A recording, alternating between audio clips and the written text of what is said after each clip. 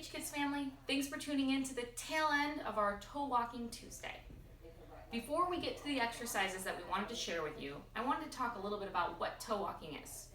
Oftentimes it's referred to as idiopathic, which means that we don't know why it happens, it's spontaneous. But the truth is that term idiopathic is not really appropriate because there are so many different reasons why toe walking can happen. It can range from a neurological condition to issues with our vision, to sensory or tactile, which is touch, issues as well as our vestibular system, which is balance. Oftentimes, decreased strength, which is part of our musculoskeletal system, can affect it. But by the time a lot of these kiddos show up to PT, their posterior muscles here have shortened, which makes it a lot harder to help retrain that gait pattern.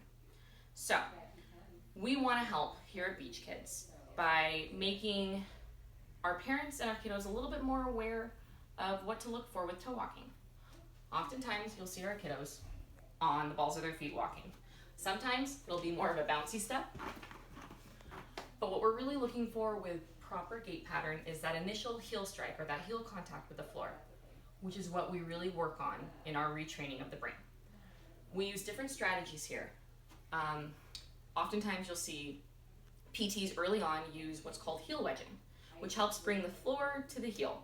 So again, we're retraining that brain or that gait pattern to think that they're getting that consistent heel strike. We also do a lot of strengthening and active stretching, where we try to get the front of the leg to work in sequence with walking. Proximal stability is a big term that we use all the time. So what does it actually mean? It means strength that's close to the body, proximal being close and distal being further away.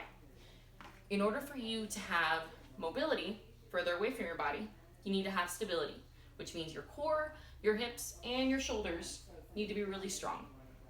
So at Beach Kids, we work with our occupational therapists who are wonderful with our sensory kiddos to come up with a plan to get your kid walking with a more typical pattern.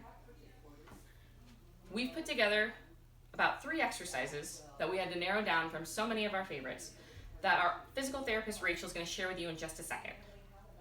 But before she does, I want to emphasize that when you do your exercises at home, the activities should be fun for your kids. Try getting them engaged with a game of follow the leader, where you show them that heel strike. Try marching with them, squishing Play-Doh and making sure that that first contact is with their heel.